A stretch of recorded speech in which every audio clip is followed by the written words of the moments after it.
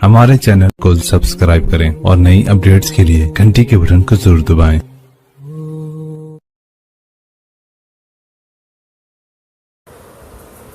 बिस्मिल्लाहिर्रहमानिर्रहीम। अस्सलामु अलैकुम वरहमतुल्लाहि वबरकातुह। नाज़रीन इकराम, आप देख रहे हैं जमजम ग्राफी। गुजरात फाइल्स पसे पर्दा हक़ाइक़ का इंकिशाफ, इस किताब का सिलसिला जारी है। 9 बाब मुकम्मल हो चुके हैं, 10वां बाब जारी है। आइए शुरू करते हैं।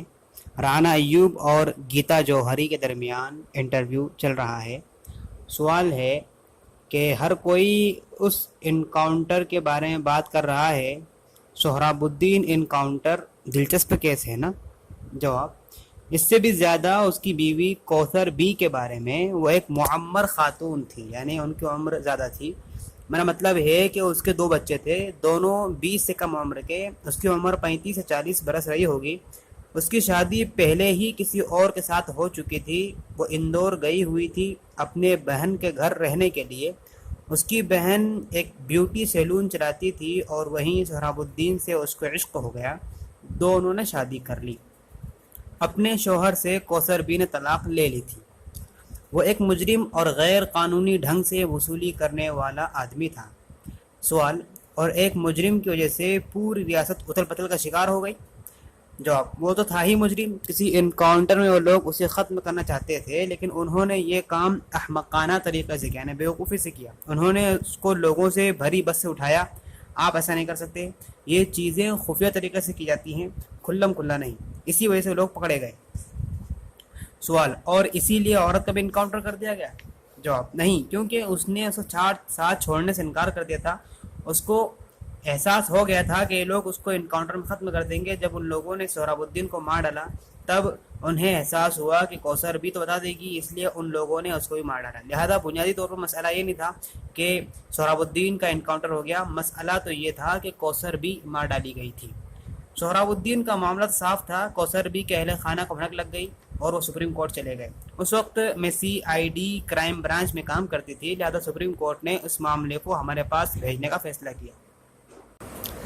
मेरा अंदाज़ा है कि मैं चूँकि एक औरत हूँ और ये मामला भी एक गुमशुदा औरत से मुताल्लिक था, इसलिए ये मेरे पास आ गया। लिहाजा मैं उसकी तलाश में निकल पड़ी। जब हमारी गुफ्तगू शुरू हुई तो ये मालूम हुआ कि उसकी नौइयत तो सियासी ज़्यादा है। कौसर बी और सोहराबुद्दीन को हर आदमी ने बुला दिया। सवाल, वज़ीर दाखिला मुलविस क्यों था? जवाब, क्योंकि उन्होंने ये नतीजा निकाला कि उसका हुक्म गैर कानूनी तरीके से दिया गया था और गैर कानूनी तरीके से मार डाला गया था। सोहराबुद्दीन को मरवाया गया और कौसर बी को भी मौत के घाट उतार दिया गया। अगर आप तहकीकात करें तो हर चीज़ साफ़ हो जाती है कि ज़रूर ये वज़ीर दाखिला के इशारा पर किया गया होगा, लेकिन कोई वाज़ेह सबूत नहीं था।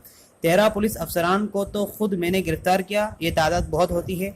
ऐसा करना लहर के ख़िलाफ़ काम करने जैसा था। रियासत के ख़िलाफ़ काम करना सबसे संगीन मरहला होता है। सवाल, यानी खुद अपने लोगों के ख़िलाफ़ काम करना? जवाब, हाँ। सवाल, लेकिन सरकार ने तो आपके ऊपर बहुत दबाव डाला होगा? जवाब, हाँ, हर शख्स ने दबाव डाला। खुद मेरे अपने रफ़क़ाए कार का दबाव था, यानी मेरे जो साथ में काम करते थे उनका दबाव था, और अंदरूनी तनाज़ुआत उस पर मुस्तज़ाद थे, यानी हमारे आपस में चपकलिश चलती थी। लेकिन आखिरकार अगरचे कि मैं ख़ुद भी सोहराबुद्दीन से हमदर्दी नहीं रखती, लेकिन जिस तरह उसका इनकाउंटर किया गया मैं से इत्तेफाक नहीं रखती। उसके भी तरीके होते हैं। आपको इस अंदाज़ में काम करना होता है कि वो कानूनी मालूम हो, कम से कम कागज़ के ऊपर तो आपको उसे कानूनी एतबार से ठीक ठाक दिखाना होता है। सवाल, वो ज़माना तो आपके लिए जहन्नम नुमा होगा?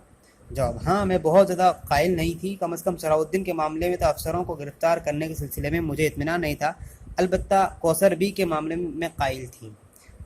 सवाल, वज़ीर दाखिला को तब गिरफ़्तार नहीं किया गया था? जवाब, नहीं, मैंने उसको इसलिए गिरफ़्तार नहीं किया था क्योंकि अगर आप अपने ही लोगों को गिरफ़्तार करते हैं तो आपको पुख्ता सबूत के साथ जाना होता है। सवाल, लेकिन CBI ने तो उसको गिरफ़्तार किया था? जवाब, CBI ने महज वज़ीर दाखिला और उसके अलावा एक और अफसर को गिरफ़्तार किया था। बक़िया 13 अफसर मेरे हाथों गिरफ़्तार हुए। उन्होंने किसी दूसरे को ना तो गिरफ़्तार किया और न ही उस मामले में एक शिक का भी इजाफा किया। उन्होंने वज़ीर दाखिला को कानूनी एतबार से कमज़ोर सबूत की बिना पर गिरफ़्तार कर लिया, मैंने नहीं किया। बहुत से लोग मानते हैं कि जौहरी, जो कि इब्तिदाई अय्याम में अच्छा काम कर रही थी, फर्जी इनकाउंटर मामले में उसके शोहर से जुड़े बाज़ करप्शन मामलों के राज को इफ्शा कर देने की धमकी दी गई थी।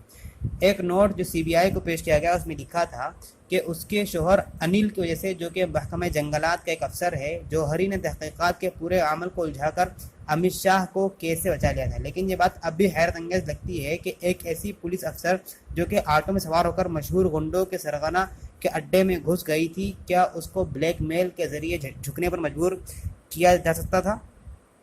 البتہ یہ بات تو قابل فہم ہے کہ امت شاہ کو بچانے کی ایک منظم کوشش چل رہی تھی، خاص طور سے اس واقعے کے بعد جب گیتا جوہری نے یہ لکھ دیا کہ سی بی آئی کی طرف سے اس پر دباؤ ڈالا جا رہا ہے۔ یہ بات اپنی کہانی آپ بتا رہی ہے۔ اتفاق سے جب سی بی آئی جوہری سے دوبارہ پوچھ گچھ کرنے والی تھی، اسے چند دن قبل ہی راجیہ سبھا میں حزب اختلاف کے لیڈر ارون جیٹلی نے وزیر اعظم منموہن سنگھ کو ایک طویل خط لکھا۔ یہ خط 27 سپٹمبر 2013 کو لکھا گیا تھا۔ خط کا درج ذیل اقتباس خاص طور سے دلچسپ ہے۔ احباب، خط انشاءاللہ اگلی قسط